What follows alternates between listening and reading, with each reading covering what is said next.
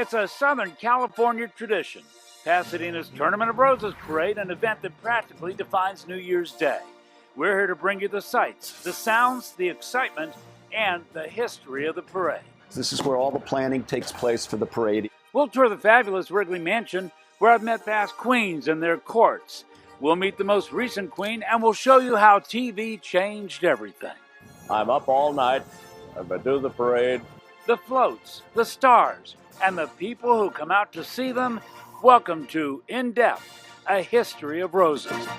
Welcome back to Fox 11 News In Depth, a history of roses. And boy, does this place behind me have a history. This is the Tournament House. Back in the early 1900s, it was built. It was the home of the Wrigleys, the chewing gum family. And it's got 22 rooms, 18,000 square feet, and inside, an amazing amount of history. This is where all the planning takes place for the parade and the game each year. It's massive, 18,500 square feet. How many rooms? 22 rooms. 22 rooms. And Charlie Wood knows each and every one of them really well. Come on into the living room. It's rather spectacular. He's been a volunteer here for years, loves the place, and knows so much about it. It was the home to William and Ada Wrigley from 1914 to 1958. Mrs. Wrigley didn't like him yelling on the phone, so she built him, catch this, a telephone booth. Rather novel for that period of time. Mrs. Wrigley died in 1958. The house was given to the city of Pasadena in 1960, as long as it would be our headquarters. Charlie says Mrs. Wrigley felt like the Tournament of Roses parade was her very own because it formed right in front of her house. And this is where I think Mrs. Wrigley watched the parade from. It's a spectacular view. You look out this window, how far back do the parades go in your mind? In my mind, I joined the tournament in 1977, but we moved down in 76, and we actually came to see it. In 1977, the Grand Marshals were singing cowboy Roy Rogers and his wife Dale Evans, just two of the many remarkable Grand Marshals over the years. People like Frank Sinatra, Lawrence Welk, who can forget Kermit the Frog, and actors Gregory Peck and Shirley Temple.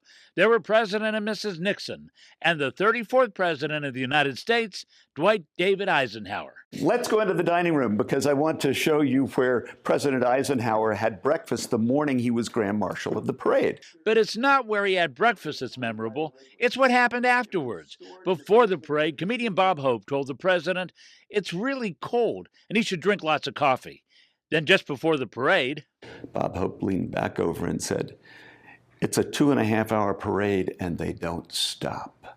That's when the president sneaked away from his Secret Service detail to find a bathroom. Stepped in, pulled this little pocket door out. Problem was, after he was done, he couldn't get the door open. Eventually he did and made the parade on time, but it took pounding on the walls for the president to get help. And that's why this is officially known as the Eisenhower bathroom. Best wood in the house. Charlie loves the wood inlays on the doors, like this book-matched veneer. Which means that you slice the tree, open it up, and it looks the same on both sides. Mrs. Wrigley loved this stuff. This is the mind, the heart, the body, and the soul. But the heart and soul of what goes on here isn't just the trophies or gifts like this one from the Pac-12 for the 100th Rose Bowl. It's the volunteers, over 900 of them, people who make the Tournament of Roses what it is.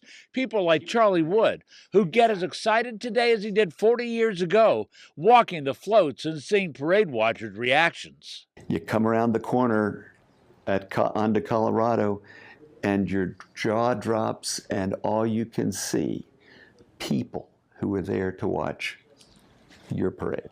And the joy flowers and floats bring to each and every one of them.